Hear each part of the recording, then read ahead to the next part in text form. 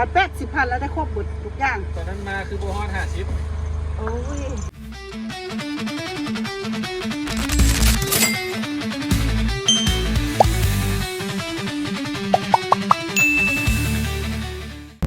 สวัสดีทุกคนสวัสดีนะวันนี้เราจะเดินทางไปวัดปู่สวนคำเนาะเดินทาง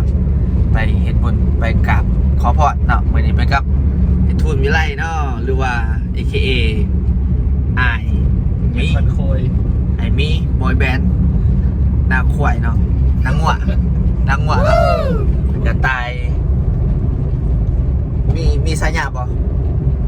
บ่มีเนาะไอ้ตายเนาะวันนี้ไปทำการ3 เบา 3 แบบแสบจิ้มแน่นอนเนาะ เดี๋ยวสิไปกินข้าวเราทุกคนใช้เวลาเดินทางประมาณกี่นาทีไอ้ตัวนี้ ประมาณหลายชั่วโมงอยู่เกือบ2 ชั่วโมงเกือบ2 ชั่วโมงเนาะไกลนาทีเนาะประมาณ103 นาทีไล่เป็นวีนาทีแห้งสิไล่กว่านี้อีกเนาะโอเคบาย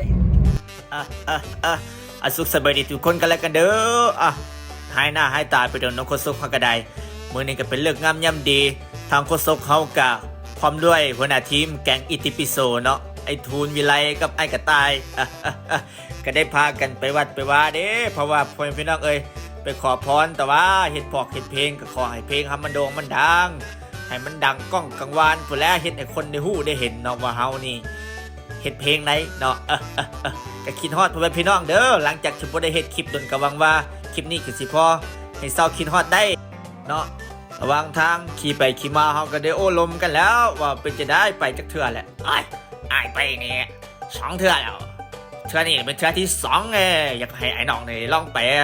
เฮาก็โอ้น่าสนใจเด้คันว่าต้องมีโอกาสนี่พาครอบครัวมาเด้อผู้ใดทั้งไอ้ทูนเนาะทั้งหัวหน้าแก๊งเนาะขี่รถใกล้กับพอดีไปเจอร้านขายมันเผาท่านนี่ว่าสิจอดแม่ค้าก็ฟ้าวแล่นออกมาจอดก่อนว่าสัตว์จอดบ่จอดโอ้ยน้องแม่ค้าก็เสียได้ยังไงบ่ได้ขายเข้าไปขี่รถไปต่อไปบึนไปแล้วมันเจอหานที่2มานี่จอดแม่ค้าว่าหยุดอีหลี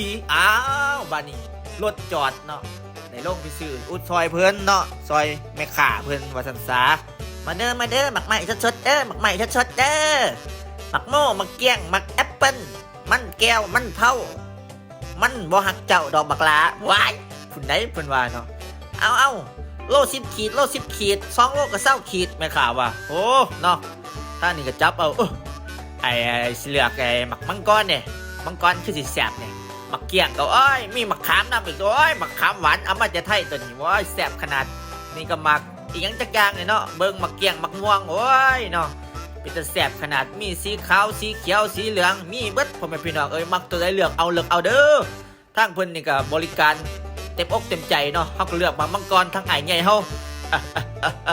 ก็มาเบิ่งท่านนี่ก็มีหมักละมุดลำไยหมักเผาส้มโอ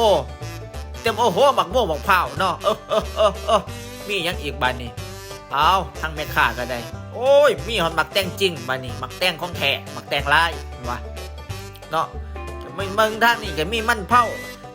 นี่แห้งตากแดดผัดแห้งแสบแห้งหวานนี่ผมไม่พี่น้องมันแห้งเหี่ยวแห้งบ่แสบเลยแห้งเหี่ยวนี่แห้งแสบแห้งหวานมันเผาบ้านเฮานี่มันเป็นจังสี่เนาะโอ้ยใครได้กินนี่ถือว่าคักเนาะชุดยอดแต่ว่าเฮาบ่ได้กินเพราะว่าเฮาเคยกินแล้วเนาะบ่ค่อยมักปานใด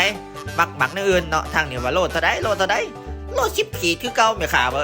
10 ขีดกับ10 ขีดนี่เบิ่งนี่2 โลกับ20 ขีด2 โลกับ20 ขีดนั่น2 โลอีหลีแม่ค้าว่า2 โลบ่เต็มปานใดอีมันว่าโอ้ยเนาะถ้าเฮาก็เลือกโอ้ยเลือกเพิ่มเลยเลือกเพิ่มlà giật lại mặcอีหยังนี่จะเลยมักคนmoment มักสมโอmoment มักอีหยังก็บ่ฮู้เนาะคนส่งก็ได้สุดท้ายก็เอามักอันนี้ไปจัดไปเนาะหลายโพดเพิ่นว่าเอาออกก่อนมันหลายโพดแม่ค้าโอ้ยน้องแม่ค้าก็ดีอกดีใจเอาไปติดไหมเอาเท่าไหร่เอาโลครึ่งวัดครึ่งนึงกรรมการครึ่งนึงจัดแล้วเราเข้าครึ่งนึงแม่ค้าครึ่งนึงนะเตรียมสังฆทานไว้ จะ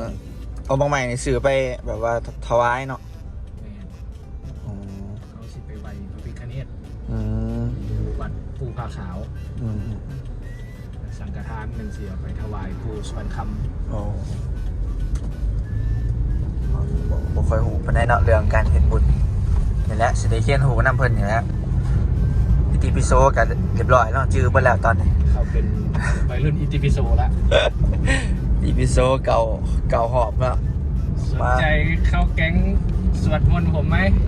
แก๊งอิติปิโสเด้อนี่เด้อ ใครสนใจลงชื่อไว้เลย หลังๆมาเนี่ยเฮารู้สึกว่าเฮาแบบว่าบางครั้งขาดสติเนาะความคิดเฮานะเฮาคิดร้ายคิดนั่นคิดนี่ไปร้ายเลยด้วยสภาพแวดล้อมหรืออีหยังหลายๆอย่างก็ตามเนาะ ใจร้อย แล้ว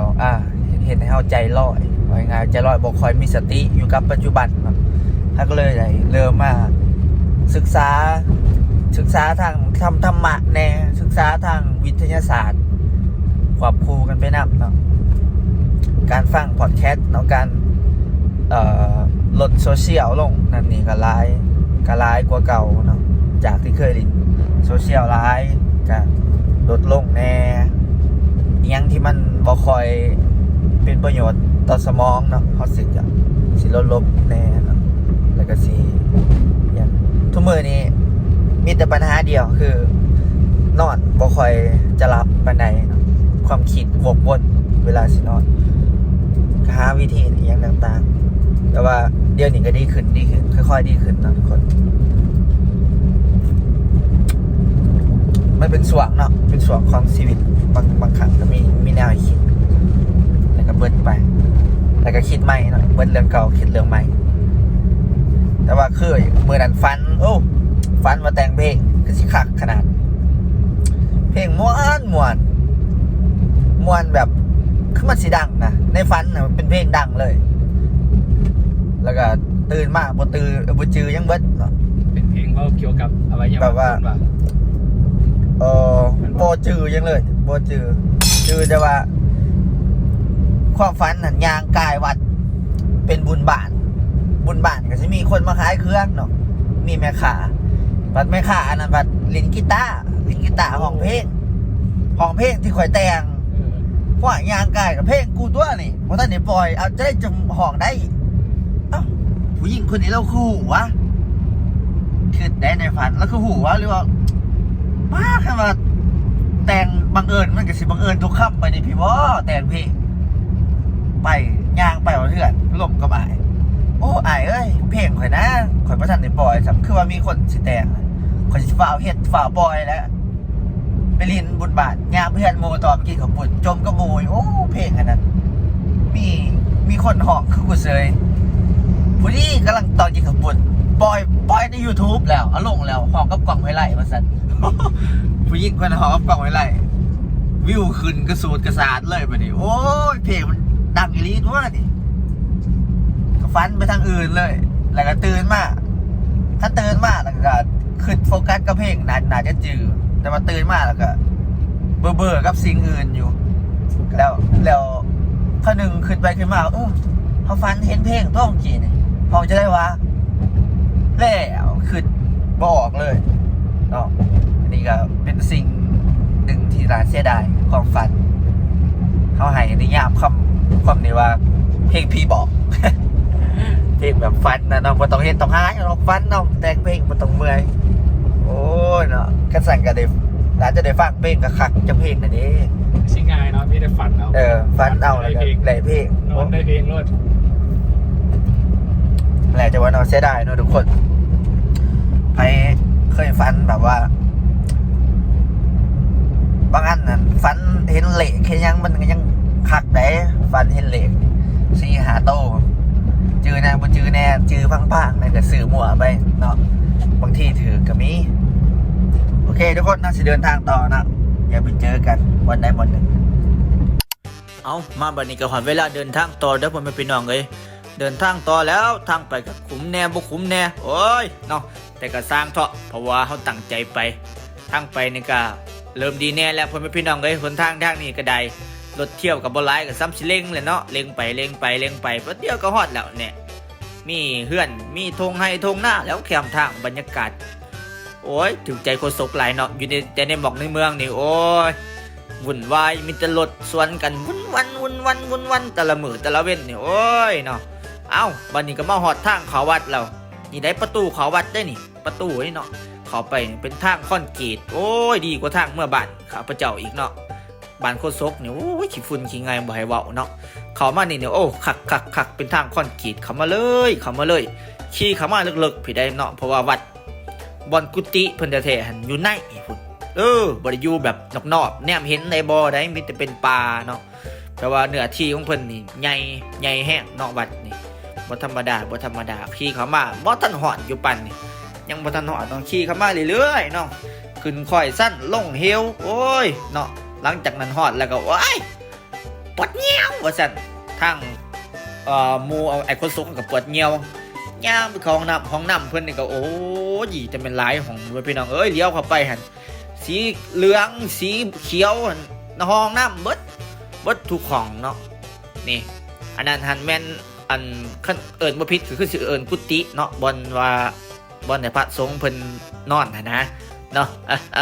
มาเบิ่งห้องน้ำบัดนี้ห้องน้ำเดี๋ยวโคศกสินับเบิ่งเด้อมี1 2 3 4 5 6 7 8 9ห้องโอ้ยห้องน้ำมี9ห้องขนาดบ่อนนี่บ่อนเดียวนี่9ห้องโอ้ถือว่าญาติโยมมาสะดวกสบายเนาะเพิ่นเขียนไว้อีกว่ารักษาความสะอาดจึงได้บุญหลายนะเนาะพระยังได้บุญหลายรักษาความสะอาดเด้อพ่อแม่พี่น้องเด้อ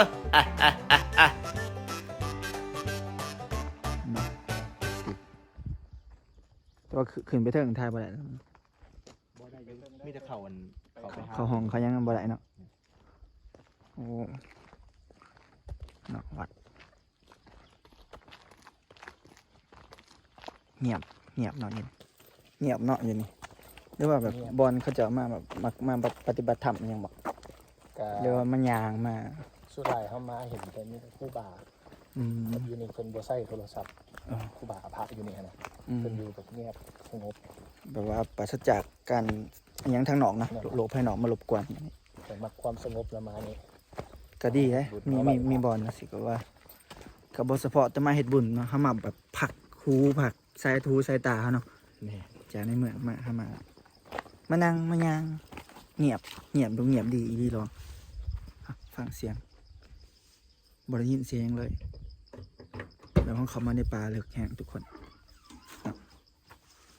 ยังกะนำเนาะอยู่หลังรถเนาะเสียขึ้นไปถวายถ้านำสิได้เป็นเศรษฐีนะทุกคนยังสิยางขึ้นคอยนี้เนาะยางไปถึงไปเขาดังหลายเดี๋ยวเกรงใจเนาะตอนนี้ก็กำลังยางขึ้นไปให้ทุนได้สังฆทานเนาะถวาย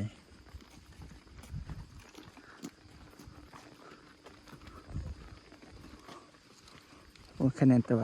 ทางดีเลยเพื่อนเห็ดเป็นคอนกรีตเนาะสะดวกคอยสั่นแห่งรถเขาขึ้นมาบ่อยจอดไว้อยู่ลุง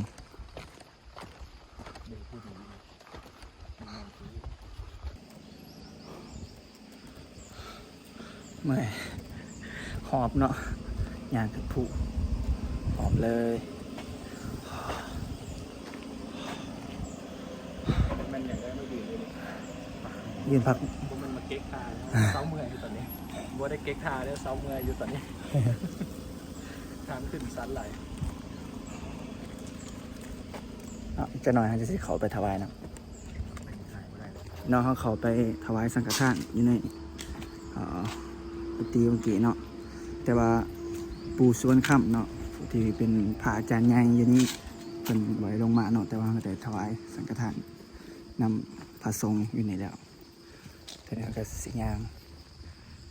ไปกราบเจดีย์เนาะไปดีทางขึ้นสวรรค์เนาะทางขึ้นสวรรค์เนาะอันทุกคนมานี่สงบ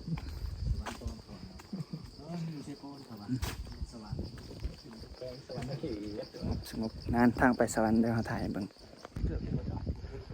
นี่จงรักษาเสื่องสะอาดเนาะคันใดทางไปสวรรค์ไปเรียบร้อยทางมาสวรรค์นี่เป็นกุฏิบ่กุฏิบ่อนพระสงฆ์นอนอยู่อย่างนี้นี่เนาะ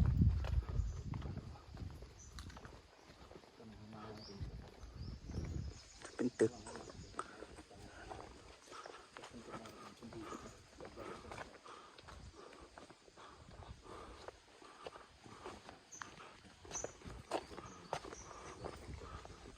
ทุกคนวิวทางถึงวิวงามพอเนาะวัดนี่จะเป็นกุฏิเนาะเพิ่นเฮ็ดแบบนี้เนาะเป็นห้องน้ำโอ้งามธรรมศาสตร์จะงามมันสิย่างขึ้นทางไปใช่นี่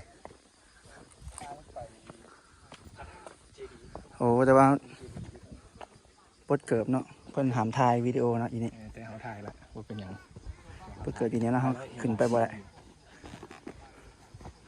ปดเกิบเนาะแต่ขึ้นไปทุกคนโอ้พระธาตุสีทองงามหลายเนาะเขาสิมาไหว้ขอพรที่นี่อากาศเย็นโอ้ยสงบย่างก่อนนะ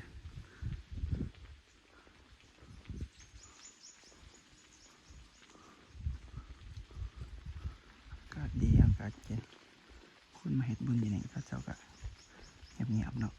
บ่แบบว่าบ่ส่งเสียงดัง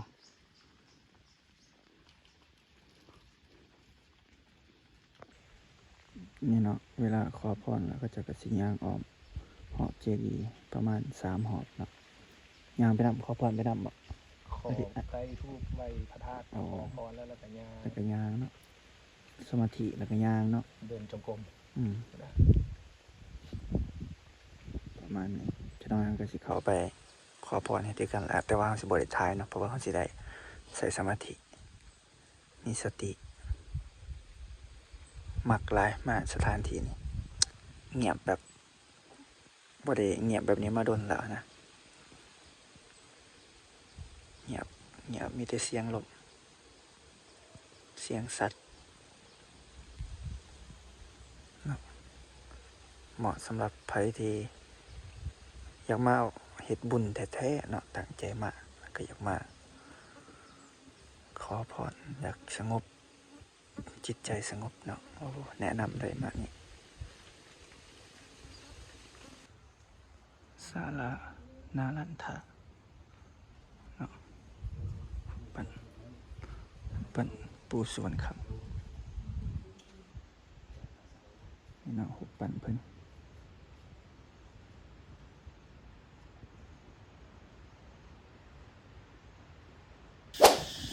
กางพระแล้วเนาะทุกคนเนาะเขาสิออกจากวัดนี้ไปวัดอีวัดเชื่อเนาะวัดหนึ่งเขาควายไปหาปูผ้าขาววัดปูเขาขวดหาปูผ้าขาวกันเนาะไป let's go เอาก่อนเวลาเดินทางต่อไปพี่น้องเอ้ยนี่ก็เริ่มสิค่ำแล้วเนาะ 3-4 โมงแรงทางไอ้เบาห้องกับพร้อมจะไปวัดที่2แล้วบัดนี้นี่เนาะขี่ออกจากวัดเนี่ยก็คือเก่าแล้วพ่อแม่พี่น้องเอ้ยหนทางเนี่ยก็ดีคือเก่าเพราะว่ามันเป็นหนทางเก่าเฮามากกับทางเก่าเนาะแสมันเป็นจังได๋โอ้แต่ว่าโอ้ยมักเด้อบรรยากาศอ้อมหอบเพิ่นนี่จะแม่นคักพ่อแม่พี่น้องเอ้ยเบิ่งติมีแต่ต้นไม้ใบหญ้าเขียวอยู่บรรยากาศเย็นอยากเล่าบรรยากาศให้ทุกคนฟังมันเงียบมันสงบโอ้ยทำไมมันมักถึกใจนี่ก็เป็นโสมหน้าเนาะเฮาเอิ้นแก๊งนี่ว่าแก๊งอิติปิโสเนาะเพราะว่าแต่ละมื้อแต่ละวันนี่ฟังอิติปิโสเก่าเถื่อสวดอยู่เก่าเถื่อเนาะเพื่อให้จิตใจสงบนิ่งเนาะใครสนใจเข้าแก๊งเฮาก็คอมเมนต์ไว้เด้อนี่บ่นี่โอ้ยโคซกเห็นนี่ก็มักอีหลีอยากมาถ่าย MV จักบาทเนาะก็มีโอกาสสิไปถ่ายนะฮอดแล้วบัดนี้เนาะก่อนสิไปหอดวัดแวะซื้อ คันหมักเบง เอาเป็นสุดนะลูก ปกติใส่ยังไงไอ้ส่วน ไปไหว้เป็นสุดน้ำหวาน เบงกับคันหาเนาะ เราต้องเบรกกับถังห้าเราแล้วเนาะลูก หมักเบงนี่เป็นคู่เลยเป็น ก็เป็นคู่เลย คู่เลยเนาะ เอาเป็ดสุดสิ ขายเท่าไหร่คู่นึง อันคู่หนึ่ง50ได้ถัง5 ผมโอ้อัน80,000แล้วได้ครบหมดทุกอย่าง แต่ทั้งนาคือโบฮอน50 โอ้ยแต่อย่าว่า เฝ้าขึ้นแท้ไหม มันขึ้นจะปีใหม่ในลูกดอกไม้ล่ะ โอ้ขึ้นใส่ปีใหม่ เออ โอ้ยว่าจะนั้นขึ้นใส่ปีใหม่เนี่ย คิดว่ามีแต่เบียร์ขึ้น โอ้ โอ้ยเบียร์แท้ ดอกไม้ก็ขึ้น อันนี้เพิ่นเสียเบอร์โทรไว้ฟานบอก อันนี้นี่กับคันหมักเบงหาซิบเหรอเออ เอานั่นน้ำเป็น80 โอเคเอาดอกไม้ข้างนี้ละ ครบหมดแล้วได้80,000 อ่า คนละใจสุดงดเสื้อเบอร์ทวง เบิร์ดระบอกเงินสด เอาคือกันตัว โดย อันเพราะว่าแม่บ่มีคำว่าบ่มีอีลี่นะแม่กันโอนแล้วแม่ไปถ่าย โอนเนาะ เพราะว่าแม่บ่ได้หนังสือ หวานธรรมดาไอ้เนาะคายทานอีกนี่ขาทานเด้อเพื่อนนี่ขา คนเขาเป็นคนเอาทาน คนเอาทาน อัน มียังอีกนี่ น้ำหัวเพิ่มสด น้ำผึ้ง ๆ สดแท้บ่ โอ้ยสดแท้ โอ้ผัก ๆแม่ฮักดางมันแม่ขายเบอร์ละดาง คนไปเอามาต้องสด หมักซาลี่ บ่สดแท้เอ๊ะ มัก ที่ไหนลูก จีหรอจีนายโอ้ เอาไปเห็นจะได้มีใส่ตุ๊กเลยว่ะ เออเฮาปลาเขาสดสุกเลย กินอีหยังไงวะ สดแท้ดิคนออกมาหน้าต้องกันนั่นเด้ บ่ ต้องบวม มันสดแท้ หวานมันคือบ่ตอดเจ้า แม่ได้อ่ะบ่แม่น้องสาวนี่นะไปเอานะ อ๋อ เป็น8 โลมีแต่น้ำหัวสด โอ้ อเมริกาโน่อยู่เพื่อนนี่ค่ะเขาได้นี่ ๆแม่ขายทง200,000หั่นน่ะ โอ้ แม่ทงละแสนอันนั้นน่ะร้อยปลายโตแสนกีบใส่แล้วเรียบร้อย ไปบ่ได้กินยังดอกเข้า บ่กิน บั นะ ดมาจังหวะบัดมาจังหวะขากลับ อ๋อขอบใจซกมา น้ำสุด ร่ำรวยเฮ อ้าง วขอบใจขอบใจ ขอบใจคือกัน ๆขอบใจคือกันลูก ไปเอา อันนั้นเพิ่งสดๆเขาเจ้าไปเอ็ดยาลูก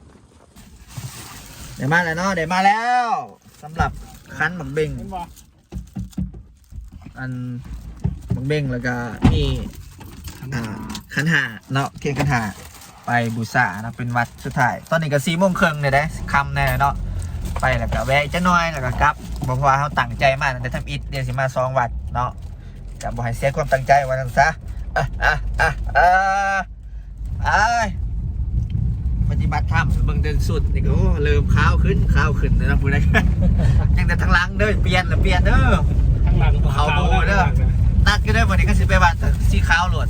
จังจิตใจเขาซื้อถึงจิตใจอันขาวผ่อง มันก็ต้องมีขาวมีดำเล็บไปกัน ต่อไปกับมุงนาไปที่วัดภูเขาควายพ่อแม่พี่น้องเอ้ยหลังจากที่เขาได้ซื้อดอกไม้ซื้อขันหมักเบงและนอกจากก็ซื้อขันหาเข้ามาแล้วขี่มาทางนี้ก็โอ้ยคนทางท่านนี่ก็อยากเป็นทางดินแดงนะจักหน่อย แต่ว่าก็ค่อยๆไปค่อยมาพ่อแม่พี่น้องเอ้ยเจอขี่รถโอ้ยบอกแอหน่อยมันจะได้มาแต่ใส่โอ้ยมาแต่การเบ็ดเป็นว่าโอ้ยนอนเจอคนหูจักพ่อแม่พี่น้องเอ้ยบิ๊กปอมบ้าของฉันในรถนั่นโอ้ยบิ๊กปอมท่านนี่ว่าบิ๊กปอมได้บิ๊กปอมดรแดงโอ้ไปวะบูจักเนาะเราก็ขี่รถกายไปเลยโอ้ยเนาะมาหอดทางนี่เห็นป้ายบ้านนี่เขตกำลังก่อสร้างเพื่อก่อสร้างยังโอ้ยมาเบิ่งหนทางคอนกรีตอีกแล้วคอนกรีตอีกแล้วหนทางคอนกรีตจะเป็นคักทางไปวัดเพิ่นนี่สะดวกสบายเนาะย่ำนี่อยากมาเดือนละเทื่อผู้นแหล้วมาวัดโคศกนี่โอ้ยมักไปเท่าใดคันว่าไปไงมาไงเนี่ยนี่มักสุดใจเนาะคนทางเพิ่นสิแม่นงามเห็นผู้ทางหน้าบ่พ่อแม่พี่น้องเพิ่นแหละวัดเพิ่นเนาะวัดภูเขาควายโอ้ยเนาะวัดภูเขาควายก็ซ้ำสิไปเนาะพ่อแม่พี่น้องเอ้ยขี่ไปนี่แหละขี่ไปนำล่มกันไปนำตอนจังไดก็ฮอดแล้วนี่เขามาฮอดแล้วนี่ทางเขาวัดเพิ่นเนาะโอ้ยประตูโค้งเพิ่นก็งามแต่เด้เฮ็ดนี่โอ้ยมันเป็นตั้งสมัยตั้งแต่ดนเพิ่นบ่นี่คือว่าสีเป็นแนวนี้เนาะโอ้คักโคศกนี่มักหลายแล้วก็มีซื้อวัดเนาะขี่เข้ามาในเลยแหละพี่เลี้ยวขวาขี่เข้ามาแล้วก็เลี้ยวขวาก็ซื้อจึกไปเลยเนาะเดี๋ยวก็ฮอดแล้วโอ้ยหนทางพี่กำแพงวัดเพิ่นตั้งแต่ปีพี่ใดกำแพงนี่โอ้ยเนาะ โอ้ตัวเด็กคนนั้น ย่างกันนรกไป นรกสวรรค์อยู่นี่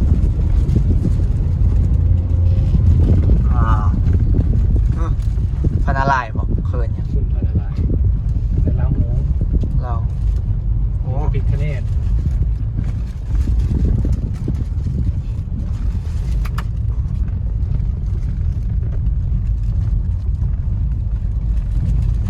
ปิดห้านละเดี๋ยวตูปิดห้านแล้วปูยังอยู่ที่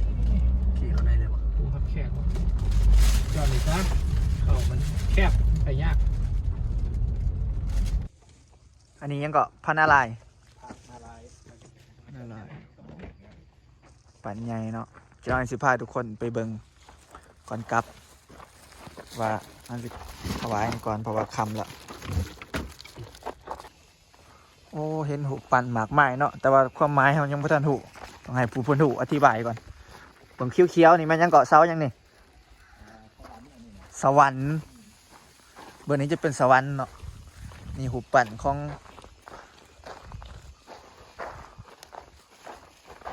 โอ้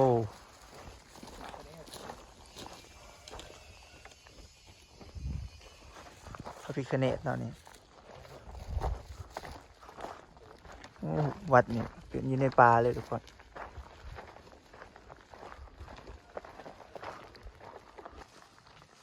โอ้กุฏิงามแฮะ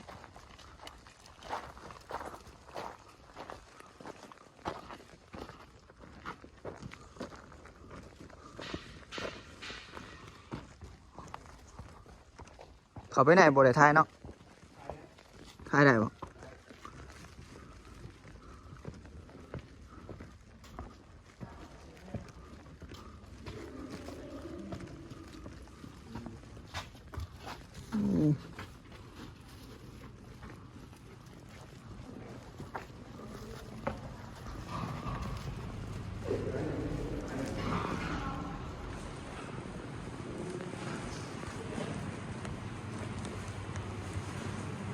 หอดไปแล้วทุกคน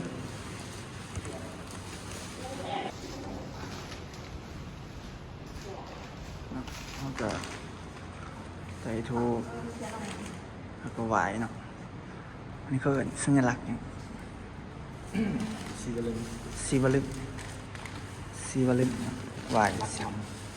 ไหวสีวลึกหลักทับ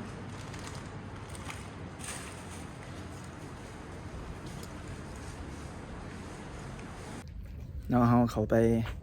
ถวายถวายน้ำเรียบร้อยแล้วเนาะแล้วก็ปูเป็นผูกแขนให้แล้วก็เพื่อนก็แนะแนวเนาะวิธีใช้ชีวิตวัดสันษาต่อไปฮันสิพาทุกคนเลาะเบิ่งวัดเนาะสถานที่วัดว่ามีอย่างแหน่สัญลักษณ์นี่เนาะปูเพิ่นเจิมให้เฮาสัญลักษณ์หยังก็ โอม สัญลักษณ์โอม ใส่มันรวมพลังเลย3 คนโอม โอมรวมพลังเนาะอยู่วัดนี่ก็จะมีพระพิฆเนศเนาะย่างไปสิลำรวยได้นี่เป็นสิลำรวย ได้เป็น ลำร ทั้ง วย หมด เป็นทันหมอไปเฮียนไหม บิ๊กป้อมครับเอานี่มันแต่งเพลงผู้สูงอายุ อ๋อเนาะสวรรค์ ตัดก่อนเด้อตายเด้อ ทางนี้ เอาล่ะ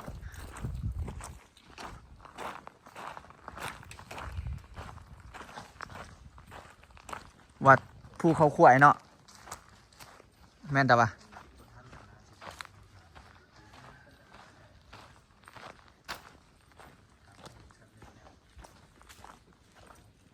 มีพระมีหุบปั่นพญานาคโอ้ครบสุด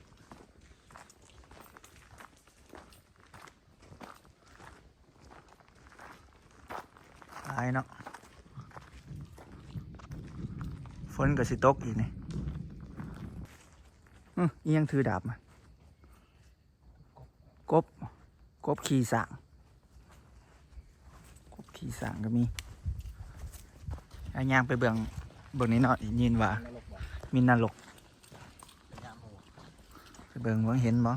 ไอ้มีบอยแบนด์นางหัวเนาะขี่อยู่สบายดีนี่สัญลักษณ์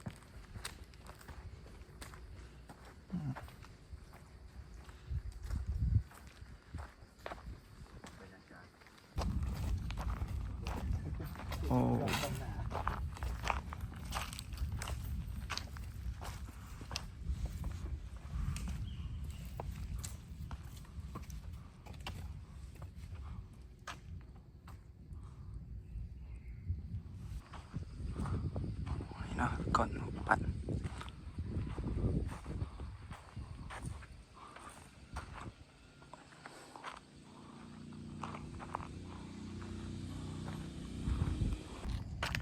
เนาะเข้ามานรกแล้วนี่เป็นคุมประตู เข้ามาเห็นเป็ดเลยโตใหญ่สูงขนาด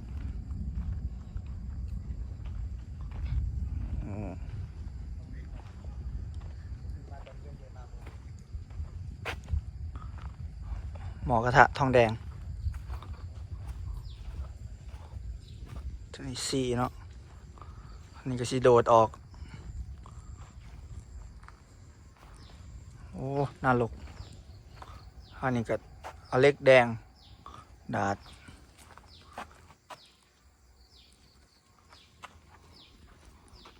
โอ้อยู่เทิงหอนคนหวยเอ้ยนี่น่าลกเป็นตะหยันขนาดอันนี้แท่งตัดลีนไผปล่อยดาร้ายตัดลีนเนาะปากประแดกบ่ได้ปาดลีนเจาะแขวหมอกระทะทองแดงไปใช้เบิ้ลล่ะเบาอยู่เพียเนาะก็ได้อ๋อบอกเลยด้วยว่าบรรยากาศตอนนี้นี่แรงๆมากแล้ว มันบ่มีแสงสว่างเนาะนี่เนาะลีนยาวออกมาถูกดึงสุดท้ายทุกคนเบิ่งโอ้ยเด้อทุกคนตอนมีชีวิตสร้างแต่ความดีเด้อตัดแขนตัดขาเนาะไผขาคนอื่น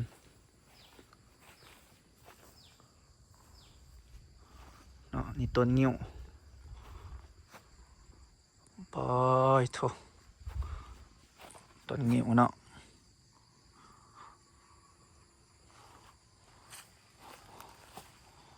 มีม้าดำอีก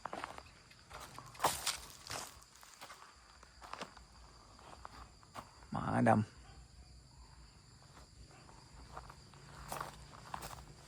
นี่ก็